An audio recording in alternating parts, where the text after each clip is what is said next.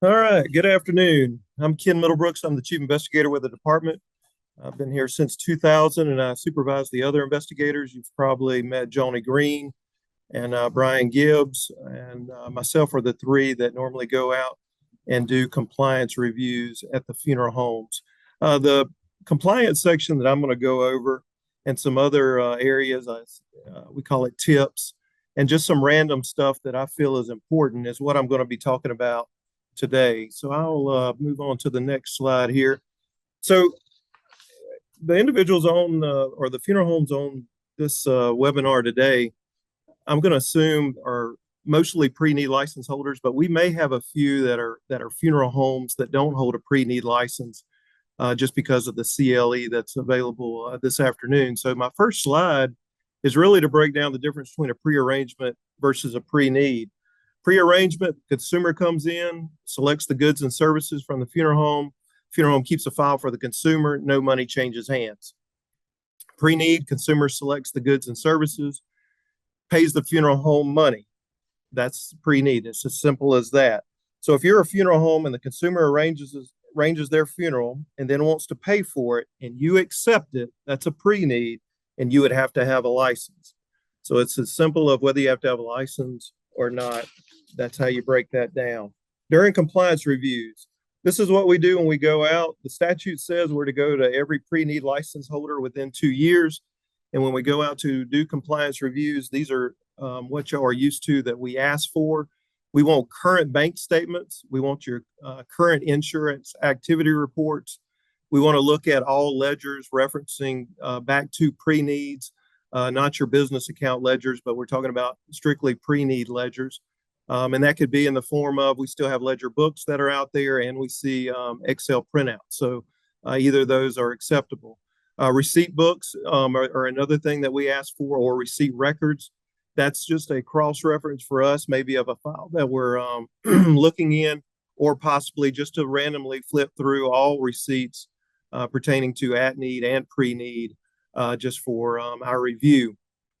And then we'll ask for pre-need funeral contract files, and then copies of the monthly reporting forms. I know you send those in monthly, but we do ask for copies that you send into the department to be retained just for your own protection. And it's one of our series of questions that we ask to kind of look at your policies and procedures from the time that the person walks in to do a pre-need all the way to the point of doing the contract and the filing fee and hooking it with your monthly reporting form to mail in. So that's part of a sample that we might look at. I want to say that our compliance reviews can be announced and unannounced. You know, we may call ahead, but we may not. We kind of switch it up, but they can be both by statute. So tips for compliance reviews. This is just some simple things that makes the process easy for us and easy for you. We don't like to hold up business, and we do work around whatever the situation you've got going on in your funeral home, because we know that you have a lot of activities that are going on, whether a family coming in or whether a funeral that you're trying to get to. So we like to make it as easy as possible. So here's some tips to help with that. Consistent stacking order. It helps the investigator find disclosures and contracts that we're looking for. We've seen the gamut of files in all different disarray, but if consistent stacking order makes things very, very helpful. Keep files in a central location and in a searchable order. Alphabetical order is the easiest possible. Well, I've got a statement here I like to always mix it in. It's don't shoot the messenger. We're just out to do a job. We're referencing the statute and regs. So we're the messenger when it comes to what we do. Make notes in the files for problems and issues. There's going to be one out there that the pre-need didn't go, or the file didn't go exactly right. So just note the problems and issues, and if it can be explained reasonably, we've been around a long time. We can know what the problems are and work our way through it. And make sure you have a current license posted, as Deborah has referenced earlier when it comes to licensure. So most common compliance issues. It talked about earlier, she gave the 60-day time frame after the end of the month occurs. You got 60 more days. That is one of our common compliance issues that we have amongst funeral homes over the years in regards to submitting that up to us at the department. So not submitting contracts on time, accepting payments over the contract amount. And I'm going to hit a little bit more on that, but that is if somebody continues to want to upgrade their pre-need and pay you more money, then we've got to have an actual contract that equals the total. So if you've got a contract for 5,000 and they want to upgrade the any of the items that they're wanting to upgrade, then you would just need to have an additional contract. Not updating ledgers for trust accounts. That's a common occurrence when it comes to trust.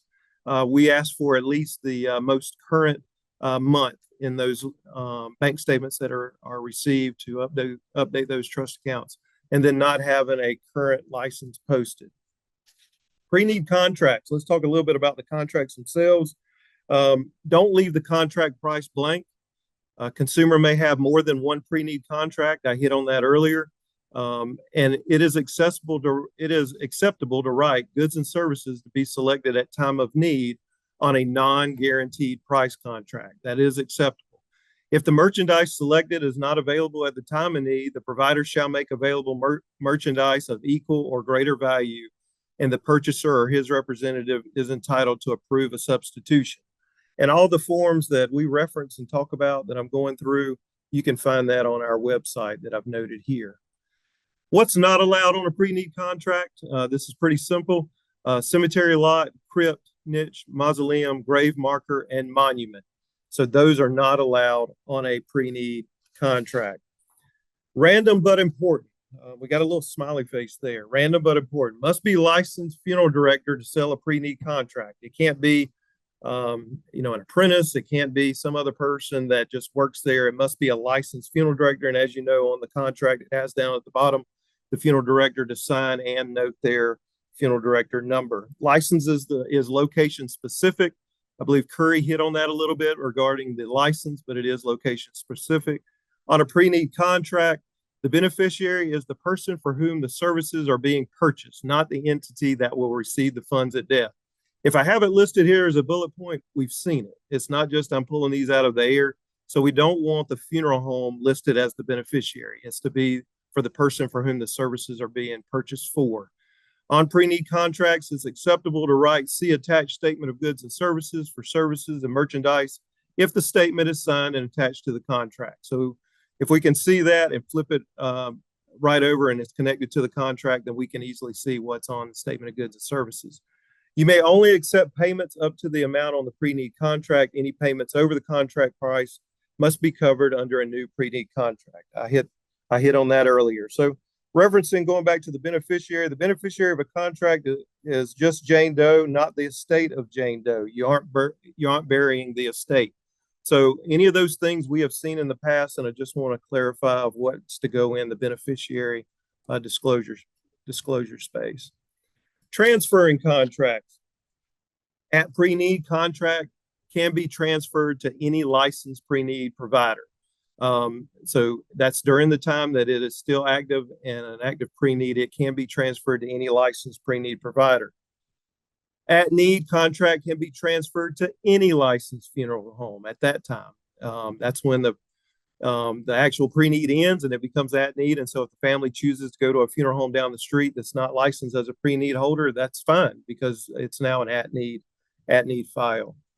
Original funeral home may retain 10% of the face amount of the contract and 10% of the interest that is accrued in that year for trust accounts. Original funeral home does not get to collect, charge, or receive any funds in connection with the transfer for insurance funded contracts. And that percentage that I'm talking about is your fiduciary fee. That's what you are in regards to a trust account. You are the manager of that account, the fiduciary, and the statute gives allowance for your administrative duties. Loss reimbursement fund. I think Deborah mentioned earlier that number one, we have a new loss reimbursement application. And so that's now on our website that we have up and available. So you want to make sure of that. And so loss reimbursement fund, portion of every filing fee that's sent in on every contract, a portion of that goes into the loss reimbursement fund. Funeral homes may assist families in filing an application to be reimbursed for funds lost due to fraud, default, failure, or insolvency of a South Carolina funeral home or South Carolina funeral director. And reimbursements from the fund may not exceed the total payment made for pre-need funeral services or merchandise or both. And reimbursements are made at the time of need. We've actually had a situation very current, and actually met with some families last week. And one of the questions their loss was in regards to the funeral home that had closed up is, what about the interest that was made? Unfortunately, the statute does not take in consideration the interest that was made possibly at the time. It's only what was truly paid for. And so that family had copies of checks and receipts at the time that they paid for that. And so at time of death, if they fill out a loss reimbursement application, then actual funds will be sent for that. So that's where its reimbursements are made at time of need. I want to talk just to expound on before I move over. So the vouchers, a question was asking me last week of a funeral home that's assisting with families in regards to that. I want to make aware that so we have a voucher that the department will issue when a loss reimbursement application is sent and the people are still alive. Then a voucher can be given to that family, and that voucher can now be in their file, and they can go to another funeral home. So if you're a funeral home and you see a voucher come in that says, hey, this is a voucher from the Department of Consumer Affairs in regards to loss reimbursement at the time of this person's death, you're welcome to call us, but that's exactly what the letter will be explaining. It is, they have these funds, and at time of death, when application is made to us, we will cut that amount that's listed on the letter. So if there's any further questions about that, some funeral homes haven't ever dealt with that, where a person has come to them with a voucher from the department, but that is something that is out there, and you're welcome to give us a call and we can explain further. But it's more or less, this is my verbiage, it's like an insurance policy. So penalties, let's talk a little bit about penalties.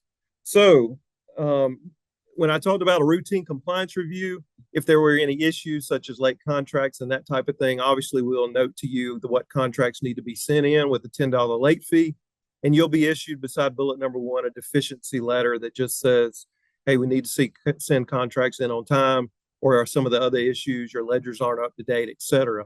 Subsequent reviews where we come out and we still have the same exact problem, then there could be a possible administrative fine regards to that. But I want to get into the actual last bullet points of the criminal matters, and it would be administrative matters as well that could be for fines and other issues in regards to activity. And that's some of the what I call traps that I feel like funeral homes get involved in. And then ultimately there's the misappropriation or the taking of funds. And that's where we have this part of the penalty. It says if value is less than $2,000, it's a misdemeanor, fine not less than $1,000 or $1,000 or 30 days or both. But if the value exceeds 2,000, and pretty much most, outside of maybe a few cremations, most everything's going to exceed 2,000, that the felony, there's a felony involved and the fine at the discretion of the court, or up to 5 years or both. And then if the value is greater than 10,000, it's a felony and fine at discretion of court, or up to 10 years or both. And then it's also reported to the South Carolina Funeral Service. So some of the traps that I've seen over the years, and we've been doing this ever since we took it over from the Banking Commission, is licensed folks that fall into traps such as writing an insurance check to a funeral home, not straight to the insurance company. So you'll hear us when we come out, and that's been a movement at the very beginning. And it's one of those things that we say because we've seen that as a trap. When the person comes in and you're selling a pre-need insurance policy, get them to go ahead and write the check to Columbian, NGL, whoever the insurance company is. Also, as far as funds, when it comes to trust accounts and this person comes in and or any funds, and they come in to make the pre-need, you have 30 days to actually put that into a trust account or send it off for insurance. And so a trap would be holding that over 30 days. Obviously, that would be a violation, but that just makes what I call the hardest pre-need to misuse is the first one. And we're trying to just say some things that actually we think has led to some ultimately taking a lot of funds. So it leads to the next time maybe a little easier taking those funds, and the next time a little easier and we've worked some cases that involved a lot of amount of money that I feel like they fell into traps. Make sure you don't use funds that are not yours to rob Peter to pay Paul. That's as easy as that. I know that's funds over there that you're just a manager of, but if things get hard when it comes to economic and that type of stuff, you cannot use those funds. And these are the penalties that I'm leaving up on the screen that involve that. Let's talk a little bit about unlicensed folks taking pre-need. And I think that was a question on our questions that we had earlier. We had a case in the last 2 weeks that involved a funeral home not being licensed. It's been probably the last few months. I apologize, but we actually had disability and special needs, what I would call clients, to where disability and special needs was looking for a funeral home to place those people with to do a pre-need. Well, the main thing we say to them now when we're educating them, we say to other funeral homes when they get information in regards to, hey, a funeral home's taking pre-need, is our website is updated continuously of who the current license holders are. So we tell everyone, including families, including purchasers, check our website. And if there's funds you're wanting to pay prior to the person's death, check the website to make sure they're licensed. Because if they're licensed, then they have met all the requirements and they're being looked at by us within every 2 years. So there again, I wanted to just reiterate, especially to the funeral homes out there that are selling pre-needs, and a family comes in and they're talking about, funeral home down the street that maybe their family used to go to, or they have a sister that's paid them. Check the website. Make sure those are licensed folks in your town. So the slide about the unlicensed folks, and I'm being waved the 5 fingers that I've got to wrap it up. But what we do for unlicensed folks is we do make contact with every funeral home in the state that is unlicensed as well. We will make contact with them. We'll ask them a series of questions in regard to, they offer pre-need, do they market or solicit for pre-need, and if they tell us no, which 9 times out of 10 that's what they're going to tell us, we then have them sign an affidavit that we keep on file, and we have used those in prior cases as an affidavit that, hey, this funeral home told us they weren't doing it, and we see some files that were around the time when they signed the affidavit. Ask licensed pre-need providers for names of unlicensed funeral homes in the area that may be selling pre-need contracts. So part of our compliance review at the end is we'll ask those funeral homes, hey, do you know of any unlicensed funeral homes in the area that may be selling?